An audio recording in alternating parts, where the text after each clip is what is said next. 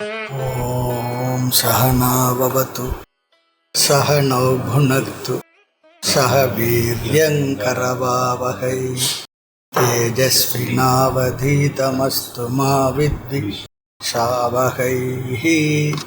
ஓம் சாந்தி சாந்தி சாந்தி. தைத்திரிய உபனிஷத் 32வது வகுப்பு, பிரம்மானந்த வள்ளி, முதல் அணுவாக்கம். பிரம்மவிதாப்னோதி பரம் ததேஷாப்யுக்தா சத்யம் ஞானமனந்தம் பிரம்ம யோ வேத நிஹிதம் குஹாயாம் பரமே வ்யோமன் சோஷ்ணுதே சர்வான் காமான் சஹ பிரம்மணா விபஸ்ஸிதேதி பிரம்மவிதாப்னோதி பரம் ததேஷாப்யுக்தா சத்யம் ஞானமனந்தம் பிரம்ம யோ வேத நிஹிதம் குஹாயாம் பரமே வ்யோமன் சோஷ்ணுதே சர்வான் காமான் சஹ பிரம்மணா விபஸ்ஸிதேதி. நிறைவாக பிரம்மனை அறிபவனாக நாம் அறிய வேண்டும் சொல்லி பார்த்தோம். அறியப்படும் பொருள் அறிபவனிலிருந்து வேறு ஆனது என்று சொல்லி பார்த்தோம். கடைசியாக பூர்வ பக்ஷியுடைய கருத்துப்படி அறிபவனாகவும் அறியப்படும் பொருளாகவும் இரண்டு பிரம்மனா இருந்துட்டு போகட்டுமே அப்படி சொல்லி ஒரு எதிர்கேள்வி. அறிபவனாகவும் அறியப்படும் பொருளாக இரண்டுமாக இருந்தால் என்ன குறை வந்துவிட போகின்றது? நான் இந்த உடல் என்னால் அறியப்படுகின்றது. ஆக இந்த உடலை நான் என்று சொல்வதில் என்ன தவறு? பொதுவாக நம்ம சொல்கிறோம் இந்த உடலை நான் என்று தான் சொல்கிறோம், அதில் சந்தேகமும் இல்லை. உடலுக்கு அப்பாற்பட்ட பொருளை என்னுடையது சொல்கிறோம், இந்த உடல் என்று வரும்பொழுது நான் என்று சொல்லுகின்றோம். ஆகவே நானும் நான் தான், இந்த உடலும் நான் தான். ஆகவே நான் என்னை பார்க்கின்றேன். காரணம், அறிபவனாகிய நான் உடலாகிய என்னை நான் பார்க்கின்றேன். இதில் தோஷம் இல்லையே, இதில் என்ன பெரிய குறையை கண்டுவிட்டீர்கள் என்று ஒரு எதிர்கருத்து. ஆக அறிபவன் நானாக இருக்கிறேன், நான் வேற யாருன்னா பார்த்தா அவர்களை மறிகின்றேன் என்று சொல்லி நிறைவு செய்யும் பொழுது நாம் நேற்று பார்த்தோம். நிறைவாக நம்முடைய பதில் என்னவாக இருக்கின்றது? உடலை நீ பார்க்கின்றாய், உண்மைதான், அறிகின்றாய் என்று சொன்னால் நீ தத்துவ விசாரத்தை நன்கு புரிந்து கொள்வதற்கு இன்னும் அருகில் வந்து விட்டாய் என்று அர்த்தம் சொல்லி நாம் என்ன பண்றோம்? இந்த உடல் உண்மையில் உன்னால் பார்க்கப்படுவதால் நீ இந்த உடல் இல்லை. பார்க்கப்படும் பொருளிலிருந்து பார்ப்பவன் வேறு ஆனவன் தானே. அந்த வகையில் நீ இந்த உடல் நீ இல்லை. உடலை நான் என்று நினைப்பது அறியாமை. எனவே எதையெல்லாம் நீ அறிகின்றாயோ அது நீ இல்லை என்று பார்த்தோம். எதையெல்லாம் நீ அறிகின்றாயோ அது நீயாக இல்லை. அதை திருஷ்ய விவேகத்தின் மூலமாக நாம் விளங்கி கொள்ளலாம். அல்லது பிரம்மம் நிரவயவம், அவயவம் சொல்லி சொன்னா உறுப்புகளுடன் கூடியது, பார்ட்டுன்னு அர்த்தம். நிரவயவம் சொல்லி சொன்னா இந்த பிரம்மமானது இப்படிப்பட்ட உறுப்புகளோடு கூடியதில்லை. நம்ம உடலானது கை, கால், தலை, இப்படி எல்லா பகுதிகளும் அடங்கிய ஒரு உடலாக இருக்கின்றது. அதுபோல பிரம்மம் உறுப்புகளுடன் கூடியதாக பார்ட்டா இல்லைன்னு சொல்லி சொல்றார். ஏதாவது ஒரு பொருளுக்கு டிவிஷன் இருந்தால், அப்படி டிவிஷன் இருக்கக்கூடிய பொருள்ல 2 இருக்கலாம், 4 இருக்கலாம். ஆக ஒரு கோணத்தில் அறிபவனாக மற்றொரு கோணத்தில் அவயவத்தில் அறியப்படும் பொருளாக இருக்கலாம். ஆனால் பிரம்மம் பிளவுபடாத நிரவயவம், அதற்கு அவயவங்கள் என்று ஒன்று இல்லை. ஆகவே இங்கு 2ஆக பிளவுபடுத்தி கொண்டு பிரம்மத்தை நாம் பார்க்க முடியாது. பிரம்மத்தில் 2வதாக ஒன்றில்லை, அது டிவிஷன்லெஸ் சொல்றார். ஆக திருஷ்ய விவேகத்தின் அடிப்படையில் நீ எதை பார்க்கின்றாயோ அது நீ இல்லை என்று சொல்லிவிடலாம். அதனால்தான் சொல்லுவாங்க, நீ எதையெல்லாம் பார்த்தாயோ நான் பார்த்தேனேன்னு சொல்லி சொன்னா, பிரம்மத்தை பார்த்தேன்னு சொல்லி சொன்னா, ஆமாப்பா நீ பார்த்ததுனால தான் அது பிரம்மன் இல்லைன்னு சொல்லி நீ எதையெல்லாம் பார்த்தாயோ, பார்க்கின்றாயோ, பார்த்து கொண்டிருக்கிறாயோ, அதெல்லாம் உன்னிலிருந்து வேறுபட்டது, அது பிரம்மம் இல்லை. ஆக இங்க புரியலே சொன்னா கொஞ்சம் இறங்கி வந்து அப்படி இருப்பதாக வைத்து கொண்டாலும் ஒரே பொருள் அறிபவனாக அறியப்படும் பொருளாகவும் இருப்பதாக ஏற்றுக்கொண்டாலும் பிரம்ம விஷயத்தில் அப்படி நடக்காதுன்னு சொல்றோம். உலக விஷயத்துல நடக்கலாம். நீ உடலில் இருந்து கொண்டு உடலை நானாக நினைத்து உடலில் இருக்கக்கூடிய இந்திரியங்கள் மூலமாக மனதின் மூலமாக உலகப் பொருள்கள் அறிகின்றாய். அப்போ உன்னை அறிபவனாக உலகப் பொருள்களை அறியப்படும் பொருளாகவும் சொல்லலாம். ஆனால் பிரம்மத்தின் விஷயத்தில் அப்படி பிளவு எதுவுமே இல்லை. ஆக இறுதியாக நாம் பார்க்கும்பொழுது என்ன கருத்தை நாம் நிறுவி உள்ளோம் என்றால், பிரம்ம ந பிரமேயம், அறியப்படும் பொருளும் இல்லை. இதை நம்முடைய மனதில் இந்த கருத்து கவனமாக பதியணும். அப்படி இல்லை என்றால் நம்முடைய புத்தியினுடைய வாசனையினால், பழகிய காரணங்களினால் எந்த ஒரு அறிவையும் அறியப்படும் பொருளாக அறிந்து பழகிவிட்ட நாம் பிரம்மத்தை நாம் பார்க்கணும்னு சொல்லி நினைப்போம். ஏன்னா அப்படித்தானே பழகி இருக்கும். எந்த விஷயத்துல பார்த்தா நான் கேட்டு பார்த்தேன், நுகர்ந்து பார்த்தேன், சொல்லி பார்க்கிறேன், அப்படிதான் பார்க்கிறேன் என்பது எல்லாத்தையும் சேர்த்துக்கிட்டோம். அது போல இந்த பிரம்மத்தை நான் என்ன பண்ணணும்? பார்க்கணும், அதை நான் அறியணும், அதை ஒரு காலத்தில் நான் அனுபவிக்க வேண்டும். ஆகவே அத்வைத அனுபவத்தை அனுபவிக்க வேண்டும் என்று நம்முடைய மனதிலே நாம் இந்த உலகத்தில் உள்ள பொருள்களை பார்த்து அனுபவித்த அந்த வாசனைகளினால் பிரம்மத்தை அனுபவிக்க வேண்டும் நாம் நினைப்போம். ஒன்னொன்று பார்த்து அனுபவிப்பனே ஒரு நாளும் அனுபவிக்கப்படும் பொருளாக அனுபவிக்க முடியாது அப்படி சொல்லி பார்த்துருக்கிறோம். முரணா வந்துடும். அனுபவிப்பனே அனுபவிக்க முடியுமா? முடியாது.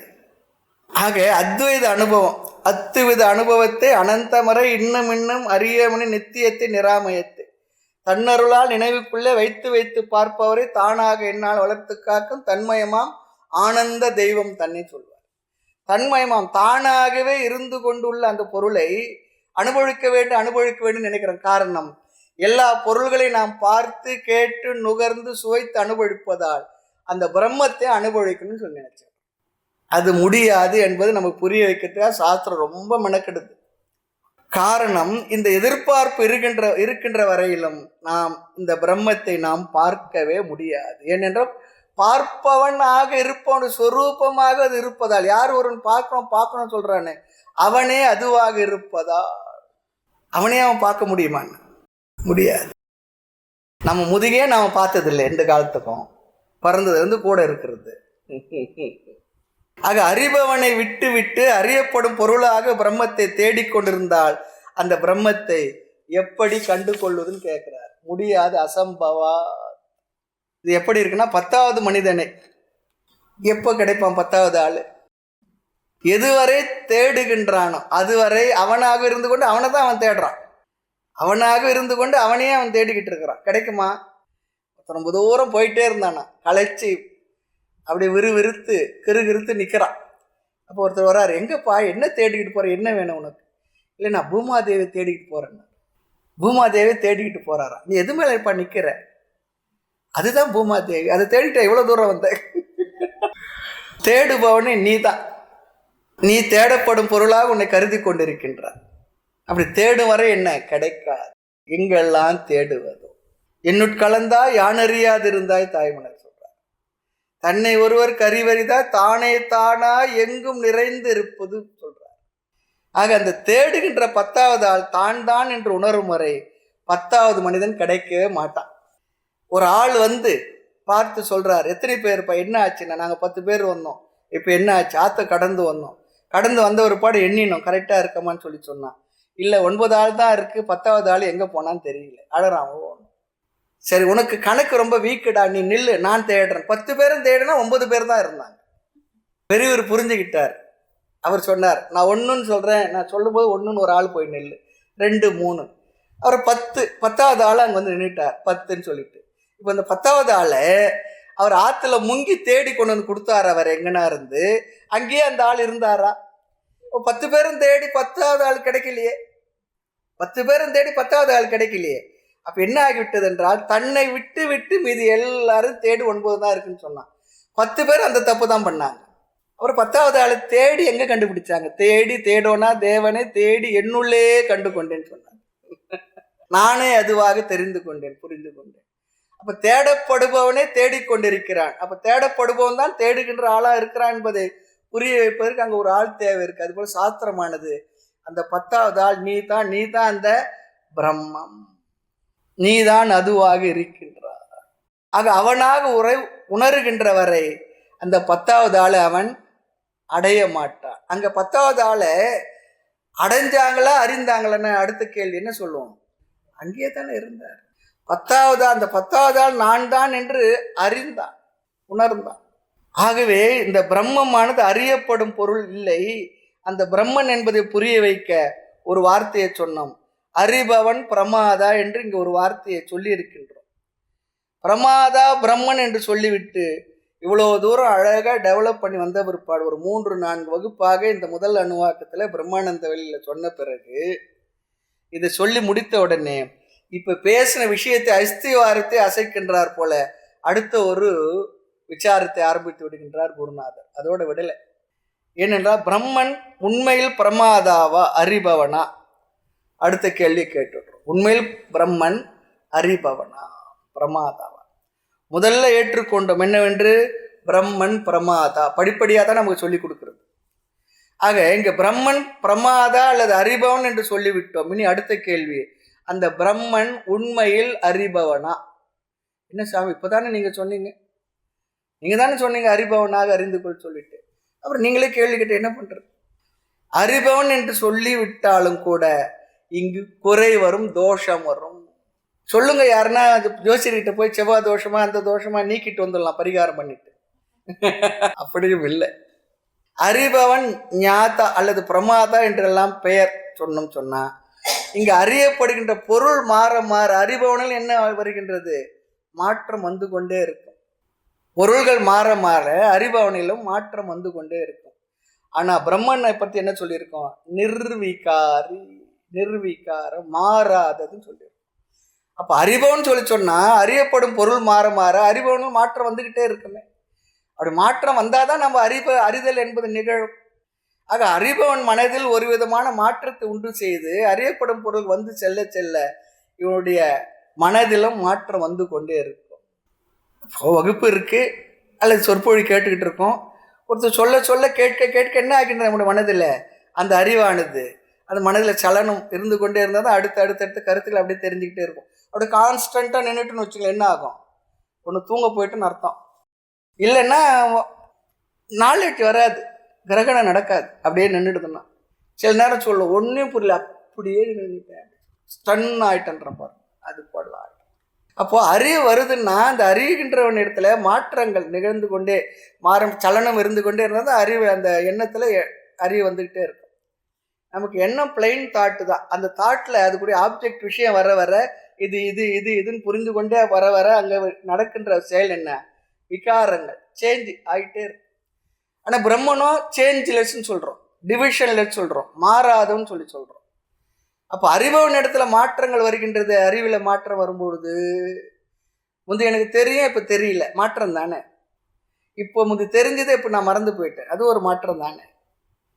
ரொம்ப அழகாக சொல்கிறார். ஆக நான் சொல்வதை கேட்டுக்கொண்டிருந்தாலும் மனதில் மாற்றம் வருகின்றது. முதல் சொல்ல கேட்டு 2வது சொல்ல கேட்ட என்ன? அந்த அறிவை பெறுவதற்கு அறிவானதில் ஒரு சலனம் வந்து கொண்டே இருக்கின்றது, மாறிக்கொண்டே இருக்கும்.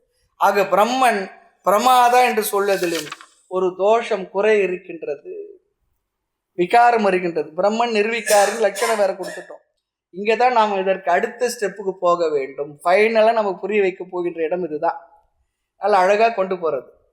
மந்திரமானது ஏதோ ஒரு வார்த்தையை சொல்லி முடிச்சிடுது. பிரம்மவிதா ஆப்னோத்தி பரம்.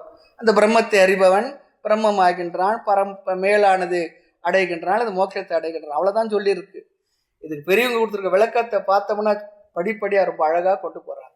அதுதான் பாஷ்யக்காரர் இருந்தாருன்னு நம்ம பழிச்சோமோ, இல்லைன்னா என்ன பண்ண முடியும்? இங்கே தான் நாம் இதற்கு அடுத்த ஸ்டேஜுக்கு போகிறோம். அதாவது சாஸ்திரத்தில் அறிபவன் அதை 2ஆக பிரித்து, 2ஆக இல்லை ஆனால் 2ஆக பிரித்து நமக்கு சொல்லி கொடுக்குது புரிவதற்காக. 2ஆக இந்த பிரமாதா அறிமுகப்படுத்தப்படுகின்றான்.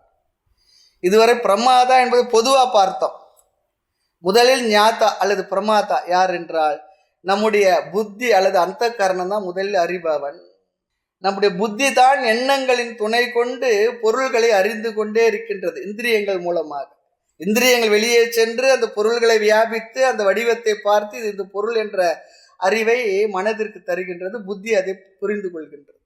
இதுதான் நம்ம அறிவதில் நடக்கிற ஒரு ப்ராசஸ். இதுதான் முதல் பார்க்குற இந்திரியம் பார்க்கறது, கண்ணு பார்க்கறது, அந்த பொருளை பார்த்தோன்னே பொருளில் போய் வியாபிக்கிறது. அந்த எண்ணம் வியாபித்த உடனே மனசில் என்ன பண்ணுறது, இது இந்த பொருள் அப்படி சொல்கிற ஒரு அறிவை மனது அறிந்து கொள்கின்றது. ஏன்னா ஏற்கனவே சிலதை பார்த்து அது வச்சிருக்கு. அதோட இது டேலி பண்ணி இது புத்தகம், இது பேனா, இது இவர் தான், இது அவரா இவரா, இல்லை வேற மாதிரி இருக்குமே, அவர் தலை இப்படி வாரி இருப்பாரு, இதெல்லாம் ப்ராசஸ் நடக்குது. இல்லை அவர் தான். அப்போ ஏற்கனவே உள்ளே இருக்க சம்ஸ்காரம் இருக்குது. இப்படி இந்த செயல் தொடர்ந்து நடந்துக்கிட்டு ஃப்ராக்ஷன் ஆஃப் செகண்ட் நடக்கிறது. அப்போ இந்த மாற்றங்கள் நிகழ்ந்துக்கிட்டே இருக்கு. அப்போது அறிபவன் என்பது இங்கே யார் என்றால் அந்த கரணம் அல்லது மனம். அதுதான் அறிந்து கொண்டு இருக்கின்றது. அந்த பொருள்கள் மாற மாற அறிவும் கூட மாறிக்கொண்டே இருக்கின்றது. அந்த புத்தி அந்த கரணத்தை தான் நாம் பிரமாதா என்று முதலில் சொல்லுகின்றோம். இதுவரை சொல்லி வந்தது இதுதான். நாம் சாதாரணமாக அறிவன் என்பதில் இருக்கக்கூடிய தெளிவு நமக்கு இதுதான் இருக்கணும்.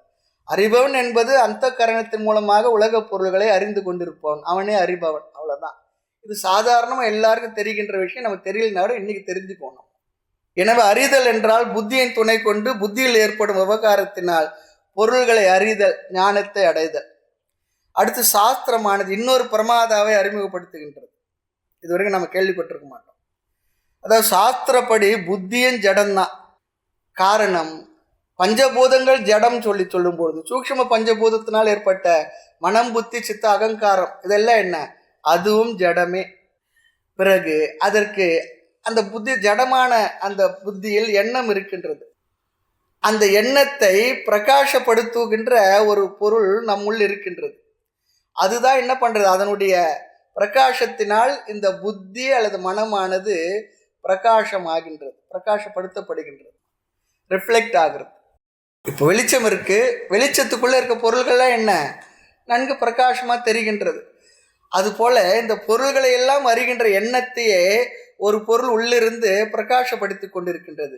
அதனுடைய பிரகாசத்தினால் இந்த எண்ணங்கள் எல்லாம் பிரகாசமடைந்து பொருள்களை தெரிந்து கொண்டிருக்கின்றது. அப்படி எண்ணங்களையே பிரகாசப்படுத்துகின்ற ஒரு வஸ்து இருக்கின்றது. அதுக்கு பேர் தான் சாட்சி. சாட்சி சொல்லி சொல்றேன். அதனுடைய இருப்பில் இந்த அந்த கரணமானது ஷைன் ஆகுது.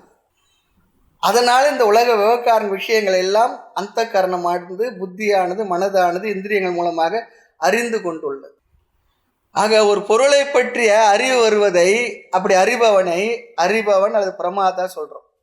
அடுத்த கேள்வி, ஒரு பானைன்னு எடுத்துக்கோமே, அதுதான் நமக்கு பொதுவான உதாரணம். பானையை பற்றி அறிவு எனக்கு இருக்கிறதா இல்லையான்னு கேட்ட என்ன சொல்லுவோம், அது எனக்கு எப்படி தெரிகின்றது? அந்த பானையினுடைய அறிவை பிரகாசப்படுத்த இன்னொன்று உள்ளே இருந்து கொண்டு பிரகாசத்தை கொடுத்து கொண்டு, பிரகாசம் லைட்டுன்னு மட்டும் நினைச்சிடாது, உள்ளே இருந்து கொண்டு நமக்கு அறிவித்து கொண்டிருக்கின்றது இந்த அறிவை எல்லாம். அதைத்தான் சாஸ்திரத்துல மறுபடியும் சொல்றோம், சாட்சி. எந்த ஒன்றின் இருப்பினால் இவைகள் அனைத்தும் நமக்கு செயல் செய்து கொண்டிருக்கின்றதோ, பார்த்து கொண்டிருக்கின்றதோ, நுகர்ந்து கொண்டிருக்கின்றதோ, சுவைத்து கொண்டிருக்கின்றதோ, அந்த ஒன்றிற்கு பெயர் சாட்சி. அதையும் இன்னொரு பிரமாதா என்று சாஸ்திரம் சொல்லுகின்றது நம்முடைய புரிதலுக்காக. ஒரு பிரமாத அந்த கரணம், அந்த அந்த கரணத்தை செயல்படுத்துகின்ற இன்னொரு ஒன்று இருக்கு பாருங்க, உள்ளே இருந்து கொண்டு சாட்சி. அதை இரண்டாவது பிரமாதாவாக சொல்லுகின்றது. இன்னொரு பிரமாதா புத்தியை பிரகாசப்படுத்தி கொண்டிருக்கிறது. ஆக புத்தியை அறிபவன், புத்தியானது உலகத்தை அறிவதனால் புத்திக்கு பிரமாதா என்று பெயர். புத்தியையே அல்லது அந்த கரணத்தை எவன் ஒருவன் அறிகின்றானோ அவனுக்கு இன்னொரு பிரமாதா என்று பெயர். அதைத்தான் சாஸ்திரமானது ஆத்மா அல்லது பிரம்மம் சொல்லி சொல்றோம்.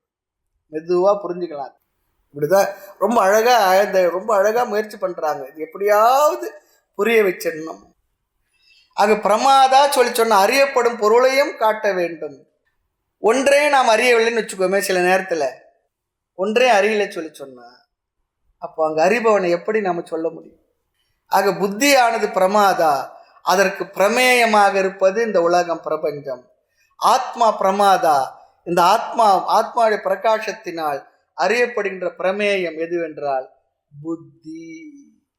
அப்போ புத்திக்கு உலகம் அறியப்படும் பொருள், ஆத்மாவிற்கு புத்தியானது என்ன பண்றது, அதனுடைய இருப்பினால் இந்த புத்தி எல்லாம் செயல்படுகின்றது. பொதுவாக சொல்லுவாங்க, ஒரு அலுவலகத்தில் ஒரு மேனேஜிங் டைரக்டர் இருக்காருன்னா இல்லை ஓனர் இருக்காருன்னா அவர் ஆஃபீஸில் இருந்தாலும் அவருடைய இருப்பிலேயே ஆஃபீஸ் என்ன பண்ணும், பரபரப்பாக வேலை பண்ணிக்கிட்டு இருக்கும். அவர் அப்படி போனார்னா கொஞ்சம் அப்பாடி, அது வேற விஷயம். அவர் இருப்பினாலேயே, அதான் அவர் சொன்னார், உங்கள் இருப்பினாலேயே இந்த உலகத்தை நீங்கள் மகிழ்விக்க முடியும், தத்துவத்தை உணரும் பொழுது சொன்னார். அதுபோல் அந்த இருப்பினாலேயே, தன்னுடைய இருப்பினாலேயே இந்த மனம் புத்தி இவைகள் இந்திரியங்களை எல்லாம் அது செயல்படுத்தி கொண்டிருக்கிறது. தான் செயல்படவில்லை, அதனுடைய இருப்பினாலே இவைகள் எல்லாம் செயல்படுகின்றது. செயல்பட்டு அங்கே விகாரம் வந்துடும். அதுதான் பார்க்க போற, அழகா அப்படிதான் கொண்டு போறார். ஆகவே புத்தி தான் விஷயமாகின்றது. ஆகவே அந்த காரணம் 2 ரோலை பண்றதான். ஆத்மாவின் அடிப்படையில் விஷயமாகின்றது, பிரமேயமாகின்றது. உலகின் அடிப்படையில் அறிபவன் ஆகின்றது. புத்தியானது அறிபவன். உலகத்தின் பொருள்களின் அடிப்படையில் புத்தி அறியப்படும் பொருள். ஆக புத்தி ஆத்மா 2ற்குமே பிரமாதா என்று ஒரு பெயர் உண்டு. 2ற்கு என்ன வேறுபாடுன்னா, இது ரொம்ப முக்கியம். புத்தியானது விகாரத்தை அடைந்து பிரமாதாவாக இருக்கின்றது. ஆத்மா நிர்விகாரமாக விகாரம் அடையாமல் பிரமாதாவாக இருந்து கொண்டிருக்கின்றது. ஆக விகாரம் அடையாத பிரமாதா பிரம்ம, விகாரம் அடைகின்ற பிரமாதா இந்த புத்தி. அந்த புத்தியைத்தான் அறிபவன் என்று இதுவரை நாம் சொன்னோம். பிரம்மமாகி என்னை அறிபவன் சொல்லிட்டோம் சொன்னா, நிர்விகாரியான பிரம்மன் எப்படி அறியும்? அப்படி அறிவதுதான் பிரம்மன் சொன்னா விகாரி ஆகிவிடும், விகாரம் வந்துவிடும், சவிகாரி ஆகிடும். ஆத்மாவுக்கு சொன்ன லட்சணம் இங்கு புரிந்து வராது. ஆக தன்னை மாற்றிக்கொள்ளாமல் தன்னுடைய சந்நிதானத்தில், சந்நிதி மாத்திரேன்னு சொல்லுவாங்க, தன்னுடைய சன்னிதானத்திலிருந்து தன்னுடைய இருப்பே புத்தியை பிரகாசப்படுத்துகிறதா லைட்டுன்னு சொல்லி நினச்சிக்காதீங்க. உள்ள என்ன ஒரு 80 வாட்ஸ் லைட் இருக்குது, அப்பப்போ போட்டு அப்படி அணையுது அப்படிலாம் நினச்சிக்காதீங்க. அப்படிலாம் நினச்சிதான் நிறைய பேர் வேறு மாதிரி புரிஞ்சுக்கணும். அது இதை எல்லாம் என்ன பண்ணுறது, செயல்படுத்துகின்றது. தான் செயல்படாமல் தன்னுடைய இருப்பினால் இவைகள் அனைத்தும் செயல்படுகின்றது. ஆக எப்பொழுதெல்லாம் நாம் பிரம்மம் பிரமாதா என்று சொல்கின்றோமோ அப்பொழுது புத்தியில் இருக்கக்கூடிய பிரமாத்ரு அவரை சொல்லல, புத்தியையே பிரகாசப்படுத்துகின்ற ஆத்மாவைத்தான், பிரம்மத்தை தான் நாம் சொல்லுகின்றோம். ஆக இப்பொழுது என்ன சந்தேகம், என்ன புரிந்தது என்றால், அது ஞாபகப்படுத்துது. என்ன புரிஞ்சா ஒன்றுமே புரியல சாமி சொல்லக்கூடாது. இந்த ஒரு அணுவாக்குது, இதோட 4வது வகுப்புன்னு நினைக்கிறோம். 4 வகுப்பு போயிருக்கு, இன்னும் கூட 2-3 வகுப்பு இருக்கு அடுத்தடுத்த வார்த்தையை பார்க்கறது. ஆத்மா அல்லது பிரம்ம அறிபவன் என்று சொல்லி அது அறியப்படும் பொருள் இல்லை என்று சொல்லிட்டோம். அப்போ என்ன சந்தேகம் வருமா, அறிபவன் எல்லா விகாரத்துக்கும் உட்பட்டவன் இல்லையா என்று சொல்லும் பொழுது எப்படி பிரம்மத்தை அறிபவன் என்று சொல்ல முடியும்? நிர்விகாரியாகிய பிரம்மன் எப்படி அறிபவன் என்று சொல்ல முடியும்? பதில் என்ன, ஆமாப்பா, இங்க 2 அறிபவர்கள் இருக்கின்றார்கள். ஒன்று புத்தி தான் உலகத்தை அறிபவனாக இருந்து அறிந்து கொண்டிருக்கின்றது, விகாரத்தை அடைந்து அறிந்து கொண்டிருக்கின்றது. ஆத்மா புத்தியை அறிய வைத்து கொண்டிருக்கின்றது, விகாரத்தை அடையாமல், தான் மாறாமல் அனைத்திற்கும் என்ன, அனைத்தும் அதனுடைய இருப்பினால் செயல்படும்படியாக இருப்பது. நிர்விகாரியாக இருந்து கொண்டு தான் மாறாமல் ஆத்மா அனைத்தையும் விளக்கி கொண்டுள்ளது. ஆக அறிபவன் நான் என்றால் நான் புத்தியை பிரகாசப்படுத்துபவன். ஆத்மா அல்லது பிரம்மன் புத்தியை பிரகாசப்படுத்துகின்றது. தாய்மனர் பரவர்கள் அழகா சொல்றார், அறிவிப்பான் நீ என்றால் ஐம்புலன் கடந்து அந்நெறி நிற்பார் யாரோ நிகழ்த்தாய் பராவரும். அழகான பராவர். அறிவிப்பான் நீ என்றால் ஐம்புலன் கடந்த நெறி நிற்பார் யாரோ, அவர் தான் ஞானி, புரிஞ்சுக்கிட்டு இருக்கார். ஆக பிரகாசப்படுத்துவது என்பது ஒரு செயல் இல்லை, அதன் சாநித்தியத்தில் அதனுடைய இருப்பில் புத்தியானது அந்த பிரகாச தன்மையை அடைந்துள்ளது. அந்த புத்தி தான் உலகத்தை நமக்கு அறிய வைத்து கொண்டுள்ளது, பிரகாசப்படுத்துகின்றது. ஆகவே என்ன, ஆத்மா பிரமாதா அல்லது பிரம்ம பிரமாதா சொன்னா புத்தியை பிரகாசப்படுத்தும் பிரமாதா.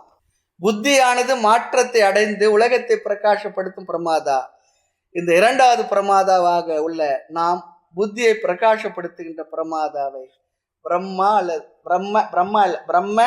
அல்லது ஆத்மா அல்லது நான் என்று அறிய வேண்டும். எல்லாம் என்ன அடைந்தாங்க, அது பிரம்மமா ஏதோ ஆத்மாவான்னு சொல்லி திரும்பி பார்ப்போம். நாம தான் அது, 3வது ஆள் இல்லை, நாம தான் அது. ஆக பிரம்ம அல்லது பிரமாதா அல்லது பிரம்ம அறிபவன் சொன்னா அறிகின்ற புத்தியை பிரகாசப்படுத்துபவன். இதுவே கடைசி வார்த்தை, இதுதான் கடைசி ரிசல்ட்.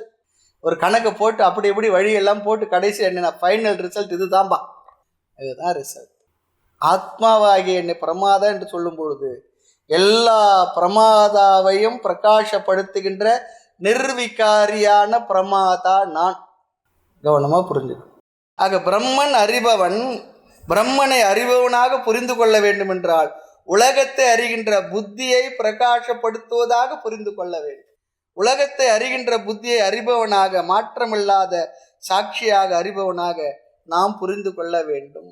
ஆக புத்தியை அறிபவன் சொல்லி சொன்னா மாற்றமில்லாமல் சாட்சியாக நான் புரிந்து கொள்ள வேண்டும். என்னை நான் மாற்றமில்லாத சாட்சியாக அதனுடைய சந்நிதி மாத்திரத்தில், அதனுடைய சாநித்திய மாத்திரத்தில் எல்லா செயல்களும் நிகழ்ந்து கொண்டுள்ளது. தான் மாறாமல் அனைத்தையும் நாம சொல்லும். வீட்டில் எல்லாம் உட்கார்ந்த இடத்துல எல்லாரையும் வேலை வாங்கிட்டு இருக்குது பாருங்க. யாரு வீட்டில் இருக்கா ஒரு பெரியவங்க இருந்தா கோபமும் வரும், சில நேரத்தில் வேற மாதிரி இருக்கும்.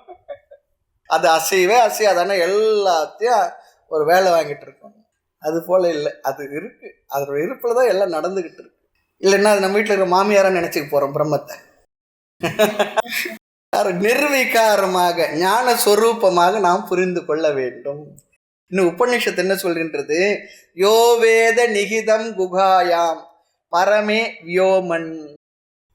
யார் ஒருவன், எந்த ஒரு அதிகாரி தகுதியானவன் வேத அறிகின்றானோ, எதை சத்தியம் ஞானம் அனந்தம் என்று லட்சணம் சொல்லப்பட்ட பிரம்மத்தை லட்சணப்படி யார் அறிகின்றானோ, எங்க அறிகின்றான்?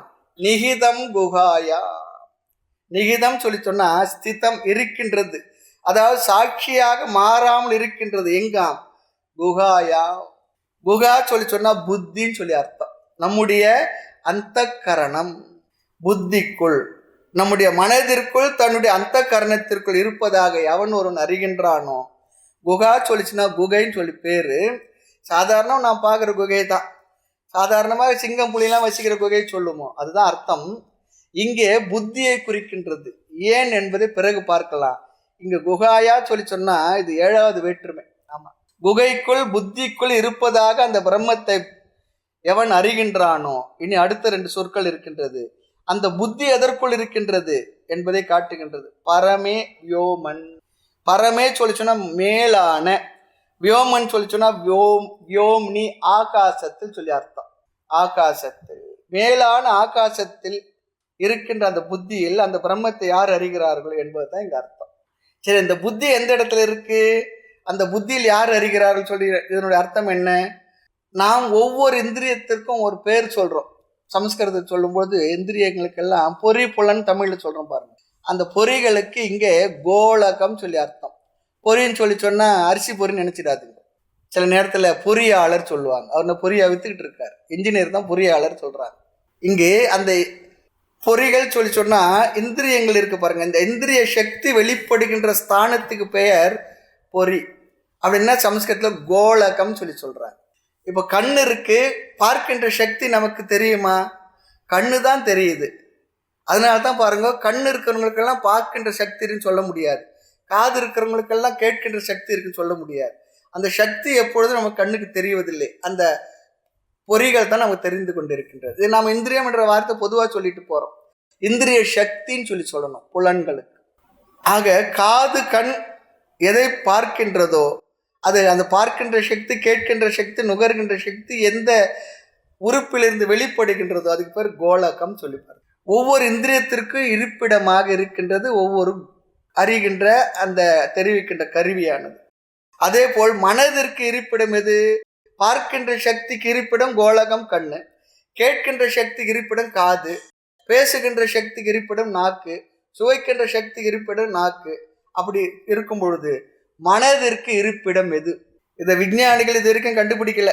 ஆமா, கண்டுபிடிக்க முடியல அவர்களால. நம்ம ஒன்று புரிஞ்சுக்கணும், எந்த ஒரு தத்துவத்தையும் விஞ்ஞானத்துக்கு அறிவுக்கு ஒத்து வந்தாதான், விஞ்ஞானத்துக்கு ஒத்து வந்தாதான், விஞ்ஞானத்தோட அறிவியலுக்கு ஒத்து வந்தாதான் புரிஞ்சுக்கும் அப்படிலாம் இல்லை. விஞ்ஞானத்தினுடைய விசாரத்துக்குரிய விஷயம் சப்ஜெக்ட் வேற, இந்த ஆன்மீகத்துல தத்துவத்துல விசாரிக்கின்ற விஷயம் இதனுடைய தளம் வேற. இது புரிஞ்சுக்கணும் நம்ம. அதுக்காக விஞ்ஞானம் ஒத்துக்கிட்டா தான் மெஞ்ஞானத்தை நம்பும் அப்படிலாம் கிடையாது. விஞ்ஞானம் ஒத்துக்கொள்ளவில்லை என்றால் ஒத்துக்கொண்டாலும் ஒத்துக்கொள்ளவில்லை என்றாலும் மெய்ஞான விஷயம் வேற. இது அவங்க ஒத்துக்கணுன்ற அவசியமும் நமக்கு இல்லை. ஒத்துக்கிட்டாலும் சரி, ஒத்துக்கலனாலும் சரி, அது உன்னுடைய பாடு. இந்த விஷயம் வேற. அப்படிதான் நம்ம புரிஞ்சுக்கணும். நிறைய நேரம் அறிவியலுக்கு ஒத்து வருமா? ஒத்து வராது. என்ன பண்ண சொல்ற? போயிட்டு வா. நமக்கு இது வேற ஒரு ப்ராப்ளம் இருக்கு. அறிவியலோட அப்படிலாம் இல்லை. இதனுடைய சப்ஜெக்ட் விஷயம் மேட்ரு வேற, அதனுடைய இது வேற. முடிஞ்சா ஒத்துக்கிட்டா. ஆனால் நிறைய விஷயங்கள் இன்னைக்கு அவங்க ஒத்துக்கத்தான் செய்யறாங்க. இது சொன்ன விஷயங்கள்லாம் சரி சொல்லி. ஆக விஞ்ஞானிகளால் இன்னைக்கு வரைக்கும் மனம் எங்கிருந்து செயல்படுகின்றது என்று அவர்களால் கண்டுபிடிக்க முடியவில்லை. ஆனால் சாஸ்திரம் சொல்லுகின்றது, நம்முடைய இதயம்தான் மனதினுடைய இருப்பிடம், கோலகம். இதயம் சொன்னா நம்முடைய மாம்ச ஹிருதயம் இருக்கு பாருங்க, அங்குஷ்ட மாத்திர புருஷன்னு சொல்லி இது கட்டோபனிஷத்துல பார்த்தோம் பாருங்க. அது போல நம்முடைய ஹிருதயத்துல, இந்த மாம்ச ஹிருதயத்துல நம்முடைய கட்டை விரல் அளவுக்குரிய, அவரோட கட்டை விரல் அளவுக்குரிய ஒரு வெற்றிடம் இருக்கான். அந்த இடம் தான் மனதினுடைய ஸ்தானம். அதுதான் மனதினுடைய இடம். நம்ம சாஸ்திரம் அழகா சொல்லியிருக்கு. அவ்வளவுதான். நம்முடைய நம்பிக்கை மட்டும் இல்லை, அதுதான் உண்மையா இருக்க முடியும். அந்த மாம்ச ஹிருதயத்துல ஒரு ஸ்பேஸ், வெட்ட வெளி இருக்கின்றது. அதற்குள் தான் மனமும் இருக்கின்றது, இயங்குகின்றது. ஆக மேலான ஆகாசத்திற்குள் இருக்கின்ற புத்திக்குள் யார் இந்த பிரம்மத்தை அறிகின்றார்களோ, வியோமன் என்பதை வியோம்னி என்று 7வது விபக்தியாக ஆகாசத்துக்குள் என்று சேர்த்து கொள்ள வேண்டும். இங்க ஆகாசம் என்பதில் ஹிருதயஸ்ய வியோம்னி, ஹிருதய ஆகாச என்று சேர்த்து கொள்ள வேண்டும் சொல்றார். நம்முடைய உடலில் உள்ள மாம்ச ஹிருதயம் தான் அதில் உள்ள வெற்றிடம்தான். அந்த வெற்றிடமான ஆகாசம், அதற்கு ஒரு அட்ஜெக்டிவ் போடுறார், பரமே, மேலான ஆகாசம். நம்ம சொல்ல பறவெளின்னு சொல்றோம் பாருங்க, அதுதான் பரமே. பறவெளியில் மனவெளி பிறங்கும் அதனால் ஒன்றிலும் அப்படி சொல்லி தாய்மலர் ஒருத்தர் பேசுறார். பறவெளியில் மனவெளி பிறங்கும். அந்த பறவெளியை தான் அந்த பரமே வியோமன், ஹிருதய ஆகாசம். ஆமா, அதுதான் மனசு தான். இங்க ஹிருதயத்துல, நம்முடைய மாம்ச ஹிருதயத்துல தான் அது இருக்கு. வேற எங்கேயும் தேடிக்கிட்டு இருக்க வேண்டாம். வேற இன்னும் எங்க மனம் இருக்கு தெரியலன்னு சொல்லிட்டு இருக்க வேண்டாம். ஆக ஆகாசம் எல்லா இடத்துல இருக்கின்றது. அதற்கு ஏன் மேலான ஆகாசம் சொல்ல வேண்டும் சொன்னா, உபனிஷத் அல்லது சாஸ்திரமான இந்த பிரம்மத்தை அந்த ஆகாசத்தில் இருப்பதாக உபாசனை செய்ய சொல்லி இருக்கின்றது. ஆக உபாசனைக்கு ஆலம்பனமாக எது இருக்கின்றதோ அது உயர்ந்தது தானே. சிவனை சிவலிங்கத்தில் வச்சு உபாசனை பண்றோம். அப்ப அந்த சிவன் வைத்து உபாசனை பண்ற அந்த ஆலம்பனம் இருக்க சிவலிங்கம், அது உயர்ந்தது தானே. நம்ம முதல் தெரு சிவலிங்கம் தானே, அதுதான் சிவன் இருக்கிறத நம்ம உபாசனை பண்றோம். அந்த பொருள் வெளிப்படும் இடம். ஆகவே அதுவும் என்ன, உயர்ந்தது. அதற்கு மாலை போடுறோம், அதுக்கு பூஜை பண்றோம், அதுக்கு அபிஷேகம் பண்றோம், ஆராதனை பண்றோம். இந்த எண்ணத்தோடு சம்ஸ்காரத்தோடு பண்றோமான்றது வேற, ஏதோ பக்தியினால பண்ணிக்கிட்டு இருக்கிறோம், அவ்வளவுதான். இந்த தத்துவத்தை அழகா நமக்கு சொல்லி கொடுத்து ஆலம்பனம். ஆக சிவலிங்கத்தை சிவனுடைய ஆலம்பனமாக வைத்து தியானம் செய்தால் லிங்கத்தை சிவனுக்கு சமமாக நாம் பாவிக்கின்றோம், கருதுகின்றோம். காரணம், அது சிவனை குறிப்பதனால் அது தெய்வத்துக்கு நிகராகி விடுகின்றது. அதே போல ஹிருதய ஆகாசத்தை ஆலம்பனமாக கொண்டு பல உபாசனைகளை நாம் பார்த்திருக்கின்றோம். ஆகவே அது ஈஸ்வரனுக்கு நிகர். ஆகவே பரமே வியோமன் சொன்னார். எல்லா விஷயத்துக்கும் அழகா ஒரு நமக்கு ஒரு புரிதலை உருவாக்குவதற்காக, மனதில் பிசிறு இல்லாம புரிந்து கொள்வதற்கு அழகா விளக்கத்தை சொல்லிடுறாங்க, அறிவுபூர்வமா புரிய வைக்கிறாங்க. மேலான ஆகாசத்தில் நமது புத்தியில் இருப்பதாக பிரம்மத்தை எவன் அறிகின்றானோ, இந்த வார்த்தையை நாமும் சரியா புரிந்து கொள்ள வேண்டும் என்பதற்காக இவ்வளவு தூரம் டிராவல் பண்ணியிருக்கோம். ஆக நிறைவா என்ன, புத்தி உலகத்தை பிரகாசப்படுத்துகின்றது. ஆகவே புத்தி என்ன, சப்ஜெக்டாகவும் இந்த விஷயங்கள் ஆப்ஜெக்டாகவும் இருக்கு. உலகத்தின் அடிப்படையில் புத்தி சப்ஜெக்ட், உலகம் ஆப்ஜெக்ட். பிரம்மத்தின் அடிப்படையில் புத்தி சப்ஜெக்ட், பிரம்மம் ஆப்ஜெக்ட். இந்த வார்த்தை நல்லா யோசித்து தெரியும். உலகத்தின் அடிப்படையில் புத்தி என்ன பண்றதுன்னா, புத்தி சப்ஜெக்டா இருந்து ஆப்ஜெக்டா இருக்க உலகத்தை அறிகின்றது. பிரம்மம் என்ற கோணத்தில் பார்த்தால் புத்தி ஆப்ஜெக்ட், பிரம்ம சப்ஜெக்ட். அது தானாக இருந்து கொண்டு இவைகளை எல்லாம் அறிய வைத்து கொண்டிருக்கின்றது. தான் மாறாமல், தான் எந்த மாற்றத்தை அடையாமல் அனைத்து மாற்றங்களுக்கும் அதுவே ஆதாரமாக இருக்கு. இந்த வார்த்தைலாம் ரொம்ப முக்கியம். தான் மாறவில்லை. மாறிச்சுன்னா பிரம்மனும் சேஞ்ச் ஆகிட்டு வந்தா அது அப்புறமா பிரம்மமா இருக்க முடியாது. நிர்விகாரினர் லட்சணம் போட்டுருக்கோம். ஆக லட்சணத்துக்கு கேடு வராமல், லட்சணத்துல வேற எதுவும் விவகாரம் வராமல், அது கேள்வி கேட்டுடாம நம்ம அழகா அந்த விஷயங்கள்லாம் லட்சணத்தின் அடிப்படையில் புரிந்து கொள்ள வேண்டும். எப்படி ட்ரெயின் ஆனது, அந்த கேஜ் பிராட் கேஜோ மீட்டர் கேஜோ கரெக்டா இருந்தா கடைசி வரைக்கும் போகலன்னு என்ன ஆயிடும், டிரைல் ஆகிடும், அங்கேயோ உட்காந்துடும். அது போல அர்த்தத்தை சரியா புரிஞ்சுக்கணும், ஏன்னா தப்பா புரிஞ்சுக்கணும். அதுதான் சாஸ்திரம் அழகா ஒரு அருமையான ஒரு மெத்தடை நமக்கு சம்பிரதாயத்துல மகாத்மாக்கள், நம்முடைய குருமார்கள், சத்குருநாதர்கள் நமக்கு சொல்லி புரிய வச்சிருக்காரு. அதனால தான் சம்பிரதாயமா தெரிஞ்சுக்கணும்னு சொல்றது. நமக்கு ஒரு புண்ணியம் நல்லா இருந்ததுன்னா சம்பிரதாயமான குரு கிடைச்சி இப்படி ஆத்மா தத்துவத்தை புரிய வச்சிடுவார். ஆத்ம தத்துவத்தை இல்லைன்னா சுத்திக்கிட்டே இருக்க வேண்டியது தான். எப்படியோ புரிய வச்சிடுவாங்க. அதுதான். ஆக பிரம்மம் அல்லது புத்தியை, பிரம்மமானது புத்தியை பிரகாசப்படுத்தினால் போதும். பிரம்மத்தினுடைய சாநித்தியத்திலே புத்தி பிரகாசப்படுத்தப்படுகின்றது. அவருடைய இருப்பிலேயே, அவ்வளவுதான். அது இருப்பிலேயே இந்த வார்த்தையை நம்ம புரிஞ்சுக்கணும். அதோடைய சாநித்திய மாத்திரேன அல்லது சந்நிதி மாத்திரேன. கோயில்ல சந்நிதின்னு சொல்றோம் பாருங்க. பிரசன்ன வெங்கடேச பெருமாள் சொல்றோம். பிரசன்னா நன்கு எழுந்தருளி இருக்கக்கூடிய. என்ன எழுந்தருள் இருக்கு? அங்கு முழுமையாக இறைவனுடைய திருவருள் எழுந்தருள் இருக்கின்றது, நிறைஞ்சிருக்கு. அது போல இங்கு சந்நிதி மாத்திரத்திலேயே இந்த அந்த கரணம் செயல்படுகின்றது. அந்த கரணமானது இந்திரியங்கள் மூலமாக அறிகின்றது, பார்க்கின்றது, கேட்கின்றது, நுகழ்கின்றது, எல்லா வேலையும் செய்கின்றது. தான் புரிஞ்சுக்கணும். ஆக பிரம்மன் குகாயாம், பிரம்மன் சாட்சியாக இருப்பதாக யார் அறிகிறார்களோ, அதான் சொல்ற குகாயாம் யக நிகிதம் வேத. அப்படி சொன்னா இந்த புத்திக்கு சாட்சியாக, புத்தியை பிரகாசப்படுத்துவதாக யார் அந்த பிரம்மத்தை அறிகிறார்களோ, இந்த புத்திக்குள் புத்தியை பிரகாசப்படுத்துவதாக யக வேத யார் அறிகிறார்களோ.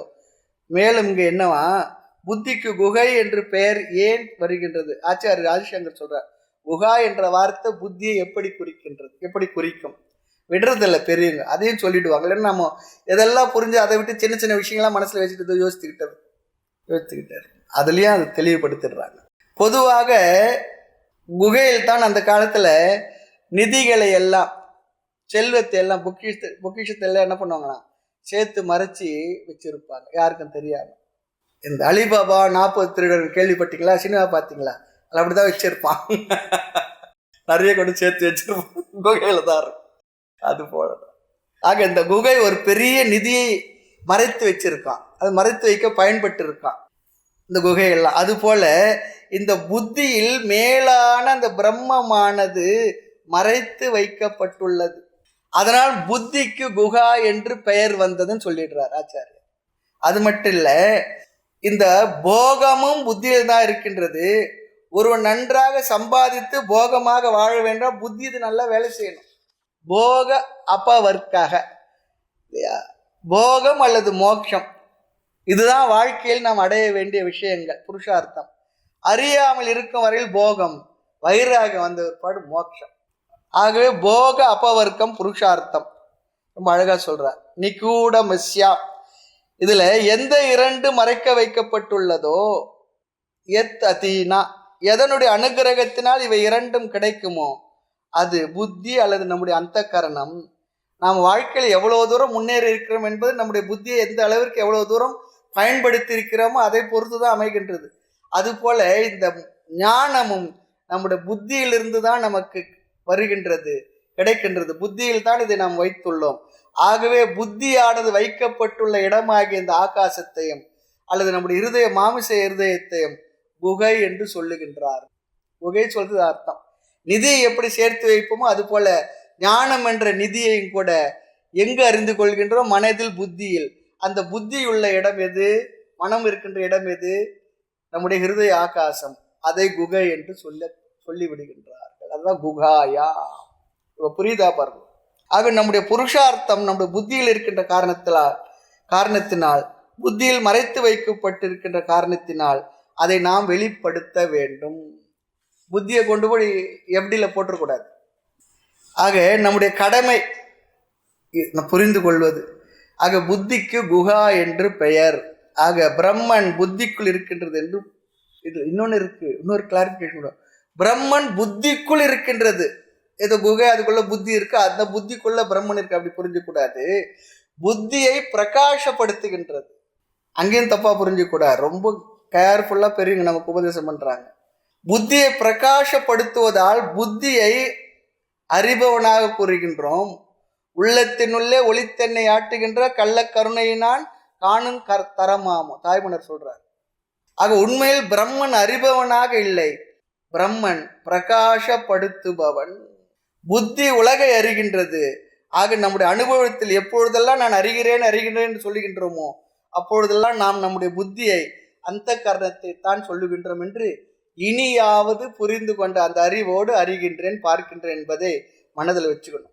அறிகின்றேன்னு சொல்லி சொன்னா புத்தியின் மூலமாக, மனதின் மூலமாக, இந்திரியங்கள் மூலமாக அறிந்து கொண்டிருக்கேன் பார்த்து. அப்ப அறிந்து கொண்டிருக்கேன், பார்த்து கொண்டிருக்கேன் மனதின் மூலமாக சொல்லி சொன்னா, அந்த மனதின் மூலமாக எவன் ஒருவன் அறிந்து கொண்டிருக்கின்றானோ அவன் உண்மையில் அறிபவன் இல்லை. ஆனால் அறிகின்ற அறிவை எல்லாம் அறிய வைத்துக் கொண்டிருக்கின்ற தன் சந்நிதி மாத்திரத்தில் அந்த ஒன்றிற்கு பெயர்தான் பிரம்ம. அந்த பிரம்மம் தான் அகம் நான். அப்படி சொல்லி புரிஞ்சுக்கணும். ஆக ஸ்ரோத்ரஸ்ய ஸ்ரோத்ரம் மனசக மனக என்று ஒரு உபநிஷத்து. என்ன உபநிஷத்து? கேனோ உபநிஷத். ஆமா, காதுக்கு காது மனதிற்கு மனம். கேனோ உபநிஷத் பார்த்தோம் பாருங்க. ஆகவே அறிகின்ற புத்திக்கு அறிதல் என்ற தன்மையை கொடுத்தது எதுவோ அது பிரம்ம.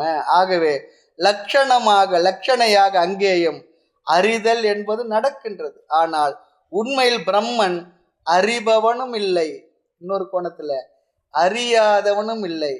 அறிவதையும் அறியவில்லை என்பதை எந்த ஒன்றினுடைய இருப்பினால் அறிந்து கொண்டிருக்கின்றோமோ அந்த இருப்பே பிரம்மன். ஆகதான் சொல்லுவோம், இருப்பது பிரம்மம் இல்லை, இருப்பே உண்மை. அப்படி இருப்பில் அனைத்தும் இவைகளெல்லாம் நடந்து கொண்டுள்ளது. அதாவது அறிபடும் பொருள் இல்லை என்றால் அங்க என்ன இல்லையா வேலை? அறிபவனும் இல்லை. ஒரு பொருள் இருக்கு, அதை பார்க்கிறோம், நம்ம தெரிஞ்சுக்கிறோம், இதுன்னு சொல்லி தெரிஞ்சுக்கிறோம். அப்போ அறியப்படும் பொருள் அங்க இல்லவே இல்லைன்னு சொல்லி சொன்னா அங்க அறிபவன் என்பவனும் இல்லை தானே? சரி, அறிபவன் இல்லைன்னு சொல்லி சொன்னா அறியப்படும் பொருளும் இல்லை, அறிபவனும் இல்லை என்றால் அங்கே எதுவுமே இல்லைன்னு சொல்லி சொல்லலாமா? அங்க என்ன இருக்கு? ஒண்ணு அறிவு. அது அறிவாக இருந்து கொண்டு அதற்கு ஆப்ஜெக்ட் அறிகின்றது. ஆப்ஜெக்ட் அறியல. அப்ப அறியும் பொழுது அவன் அறிபவன் ஆப்ஜெக்ட். ஆனா ஆப்ஜெக்ட் இல்லை, அதனால அறிபவன் இல்லை.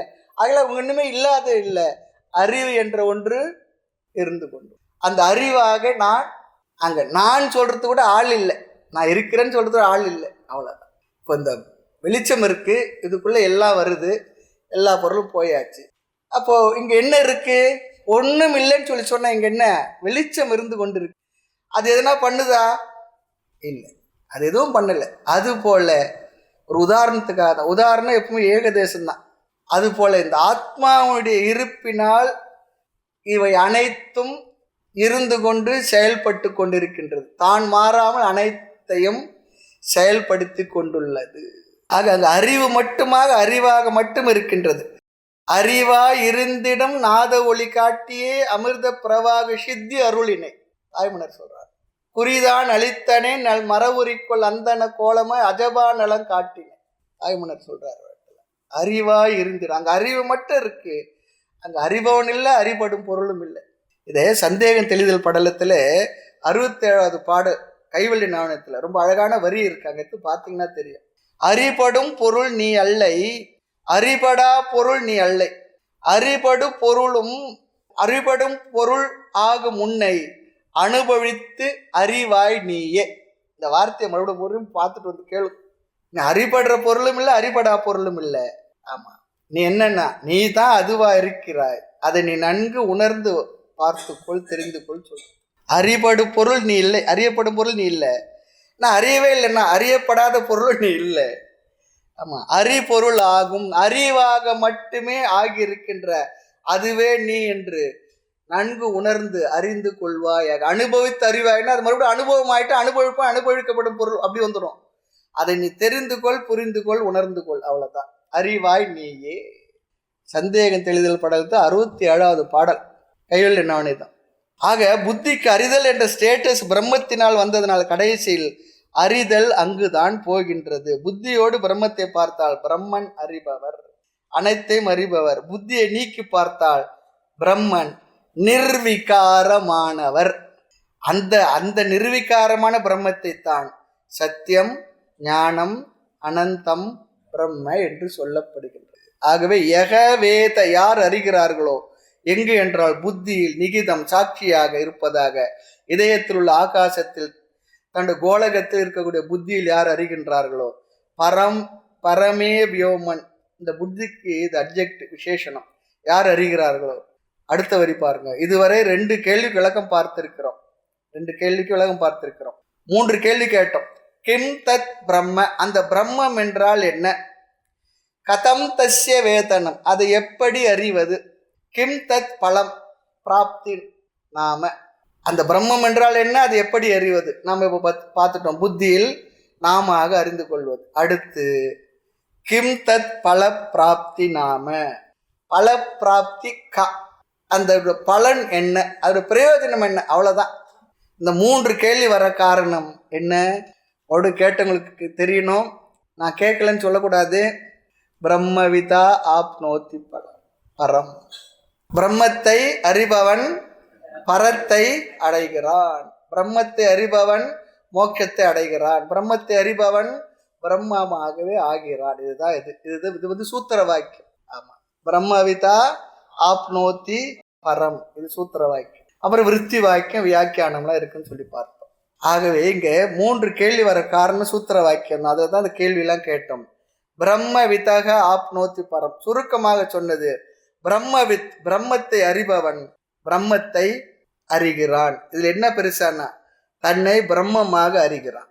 அறிதலே இங்கு அவனுக்கு அடைதலை செய்து விட்டு ஆப்னோத்தி பரம். இப்படி என்ன பரம் என்பதற்கு மோட்சம் சொல்லி அர்த்தம் பார்த்தோம். அந்த பிரம்மத்தை எப்படி அறிய வேண்டும்?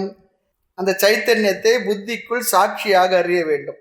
அந்த பிரம்மன் புத்தியில் சாட்சியாக இருப்பதாக அறிய வேண்டும். ஆக இப்பொழுது நாம் விசாரம் செய்த இந்த கருத்தை மேலும் படிப்பதற்காக தெரிந்து கொள்வதற்கு உபநிஷத்துல ஒரு இடம் இருக்கு. ஆமா, தத் திருஷ்டா ததேவ அணு பிரவிஷத்து, அப்படி ஒரு இடம் வாக்கியம் வரப்போகின்றது. அங்கு மீண்டும் இந்த தத்துவத்தை மீண்டும் சில புது கருத்துக்களோடு அங்க பார்க்கலாம். இங்கு சுருக்கமாக தான் பார்த்திருக்கின்றோம். இனி 3வது கேள்வி என்ன, இந்த ஞானத்தினுடைய பலன் என்ன? இப்படி அறிவதனால் பிரயோஜனம் என்ன? இவ்வளவு நேரம் உட்காந்து இப்படி மண்டை காஞ்சி ஏற்கனவே இல்லை நிறைய ஏதோ இருக்கிற விஷயத்தை விட்டு வந்தா சாமியார் எதுனா 4 விஷயத்த சொல்லி சந்தோஷமா 4 பாராயணம் 2 பஜனை அல்லது அப்படி இப்படி அது கிடைக்குன்னு சொல்றதை விட்டுட்டு உட்கார வச்சுட்டு இப்படி ஒரு இதெல்லாம் பண்ணணுமா? ஏதோ அந்த காலத்தை படித்தோம் பள்ளிக்கூடத்துல, ஏதோ முடிச்சுட்டு எப்படா வெளியே வரும் இந்த வாத்தியார்கிட்ட இருந்து இங்கே உட்காந்து வயசான காலத்துல இப்படிலாம் போட்டு உருட்டிக்கிட்டு இருக்கணுமா சொன்னேன்னு நினைக்கிறேன். ஒரு பையன் இடத்துல பையன் எப்போ பார்த்தா வாத்தியாருக்கு எதிராக சொல்லிக்கிட்டு இருப்பான். ஏதோ பேசிகிட்டு இருக்கும்பொழுது பையன் கேட்டான்னு நினைக்கிறேன், சார் நீங்கள் சொர்க்கத்துக்கு போவீங்களா மோட்சத்துக்கு அது நரகத்துக்கு போவீங்களா கேட்டேன். பார்த்தா நம்ம மாற்றி சொன்னால் அவன் மாற்றி சொல்லுவான்னு சொல்லிட்டு நான் நரகத்துக்கு போகணுன்னு நினைக்கிறேன்டா. அவர் நினைச்சார் அவன் சொர்க்கத்துக்கு போகணுன்னு சொல்லுவான், நீ எங்கடா போனா நான் சொர்க்கத்துக்கு போனேன் சொல்லுவான்னு நினைச்சு கேட்டார். அப்புறம் அவர் கேட்ட உடனே நான் நரகத்துக்கு போனேன்னு சொல்லிட்டார் வாத்தியார். அப்புறம் வாத்தியார் கேட்டார், நீ எங்கடா போனா? நானும் நரகத்துக்கு தான் சார் வருவேன். ஏன்னா அங்கே உங்களை போட்டு அந்த எண்ணெய் செட்டில் வாட்டுவாங்க இல்லையா, அதை பார்த்து நான் சந்தோஷப்படணும்னா. ஏன்டா அப்படி சொல்கிறேன், எங்கள் கிளாஸில் அப்படி தானே பண்ணிக்கிட்டு இருக்கீங்க. அது போல ஆனால் பொறுமையாக அதை புரிஞ்சுக்கலாம். மெதுவாக உட்காந்து அதுக்கான குவாலிட்டி டைம் கொடுத்து கொஞ்சம் யோசித்தோம்னா பெரிய விஷயமே இல்லை. கொஞ்சம் நமக்கு விவேக வைராக்கியம் கொஞ்சம் இருந்ததுன்னா அழகாக அதை புரியறதுக்கு இங்கே சாதன சவிட்டு சம்பத்தி தான் முக்கியமாக இருக்கு. அது எந்த அளவுக்கு இருக்கோ அந்த அளவு சாஸ்திரம் நமக்கு புரிஞ்சிடும்.